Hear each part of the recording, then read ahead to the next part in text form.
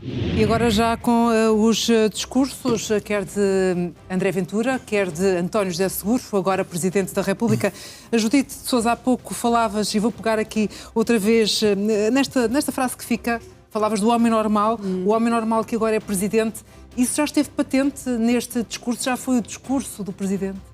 Sim, aliás, entretanto, andei aqui no Google a tentar perceber se existia algum livro ou algum filme com esse nome e por acaso existe num outro contexto e noutras circunstâncias que não na comunicação política. Seja como for, eu acho que o António José Seguro fez um discurso que correspondeu às expectativas. De certo modo, até foi mais longe do que talvez eu esperasse. Em primeiro lugar, ele começou por se dirigir às vítimas da tempestade e empregou uma afirmação que, obviamente, terá sido estudada para o seu discurso de vitória, em que ele refere que é necessário dar, por parte das entidades públicas, uma resposta à dor. Esta frase é muito impressiva. Resposta à dor.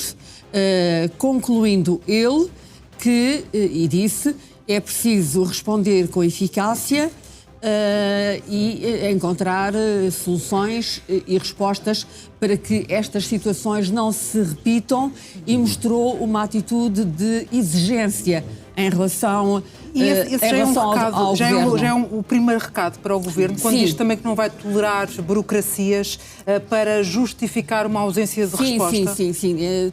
Tal como era previsível, um homem que acaba de ser eleito do Presidente da República e com o resultado que tem, é evidente que no discurso de vitória ele vai sinalizar e fê-lo. Fê-lo em 2 ou 3 momentos. Este foi um dos momentos que eu anotei. Portanto, é preciso responder com eficácia, é preciso evitar que situações como estas que aconteceram nas 2 últimas semanas se repitam, prevenir também a ocorrência de incêndios, ou seja, tudo situações que dizem muito aos portugueses. Depois ele tem uma declaração que é um statement político e com total profundidade em termos de atitude política na forma como ele vê o exercício dos poderes presidenciais e na forma como ele vê a relação com o governo e com a oposição, que é quando ele diz: não será por mim que a legislatura será interrompida. E antes disso tinha dito: abre-se um ciclo de 3 anos sem eleições. Ou seja, ficamos a saber que, no que depender do novo Presidente da República, não teremos eleições antecipadas, no que depender dele. Não será por mim que a duração da legislatura não será estamos em interrompida. Condições de antecipar o que é que pode acontecer ao nível de ruptura entre os partidos a nível parlamentar. Mas, no que diz respeito a António José Seguro, ele faz esta afirmação, fala de uma forma muito categórica, e esta afirmação também tem um outro significado político.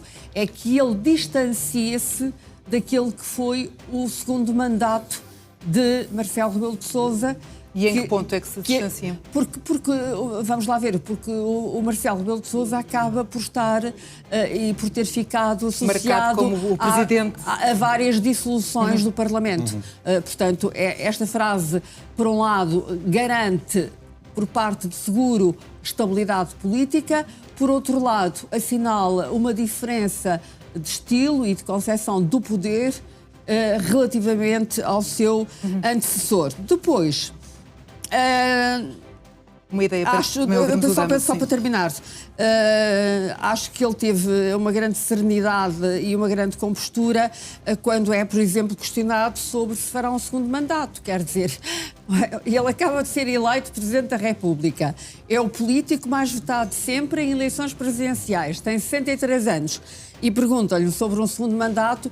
Bom, mas ele é um homem com muito fair play e lá foi respondendo a estas perguntas um pouco ao lado. Eduardo, mas ainda nesta questão das relações entre instituições, ouvimos-lo dizer não serei contra poder, mas estarei vigilante. No fundo, são as funções do Presidente da República. Sem dúvida, passa por aí. mas ele deixou este discurso, é um discurso do meu ponto de vista já de Presidente, como aqui já foi dito, e que comporta em si, digamos, aquilo que é o programa da sua ação, a sua visão sobre o exercício dos poderes presidenciais. É verdade que António José Seguro disse que deixou uma mensagem clara sobre as suas condições para a estabilidade, também deixou uma mensagem bastante clara sobre aquilo que é a visão que tem da lealdade institucional, mas sublinhou de uma maneira muito enfática que a sua lealdade é sobretudo com o povo português e que o povo português está ao norte da sua ação. Isso significa também, como aqui já foi sublinhado por alguém, que António José Seguro não vai abdicar de, independentemente da sua concepção de relacionamento institucional com o governo, não vai abdicar dos poderes que têm a ver com a sua relação com outras instituições e, em particular, com o povo em si. Ou seja, não vai ser um presidente fechado no palácio, vai ser um presidente provavelmente a ir para a rua, exercer a sua magistratura de influência. Ou seja, há aqui uma dupla perspectiva em relação àquilo que ele vê sobre como é a cooperação estratégica e aquilo que pode ser a sua magistratura de influência dentro do sistema político e na relação do eleitorado e do povo português com esse mesmo sistema político. E, portanto, isto para o governo, enfim, é uma mensagem relativamente tranquilizadora no curto prazo. Depois também disse outra coisa que contraria muito aquilo que foi a postura do governo e de mim em particular do Primeiro-Ministro em matérias relacionadas com a transparência no exercício de cargos políticos. Quando ele diz que a transparência não fica à porta e que será uma questão inegociável no exercício do seu mandato, significa que não podemos continuar a assistir a aquelas paródias que aconteceram na Spin Não Viva, nomeadamente... Achas que era essa a referência? Não acho que ele o caso Spin Não Viva? Não acho que ele estivesse especificamente a falar do caso Spin Não Viva, mas, por exemplo, quando nós sabemos que o acesso às declarações de rendimentos do Primeiro-Ministro e líder do PSD foi deixado no Tribunal Constitucional em termos que praticamente vedam o acesso do escrutínio público, eu acho que isso encaixa, quando se diz que a transparência não é negociável, por exemplo, esse tipo de matérias que têm a ver com o respeito da lei nessa matéria, sobre as condições, as obrigações, desde logo, declarativas dos titulares de cargos políticos. Eu acho que, por exemplo, se Montenegro insistir muito nesse caminho, ou se outros políticos insistirem muito nesse caminho, provavelmente não tem uma pessoa no Palácio de Belém que acolha de bom grado esse tipo de comportamento. E essa é uma questão que nos próximos anos se pode julgar de uma forma, pode correr, tem pouco a ver com aquilo que é a vida dos portugueses, e eu sei que a política é muito centrada, e ele próprio é muito centrado, porque é outra coisa que ficou claro neste discurso, que é a questão da atenção, é como se dissesse, atenção que os portugueses estão a ficar um bocado irritados com a política, independentemente de terem ido hoje dar uma lição de democracia e ter votado muito, mas estes ciclos dos incêndios, da incapacidade do Estado, como aqui há pouco dissemos, e das calamidades, e haver um déficit na resposta, uma incapacidade real de produzir uma resposta em tempo útil, é uma coisa que traz o ingrediente da degradação das condições de exercício da política. E depois disse uma outra coisa também que me parece importante. No fundo, esta eleição deixa uma receita em relação àquilo que é a melhor forma de combater o populismo de André Ventura e do Chega. E qual é a melhor forma?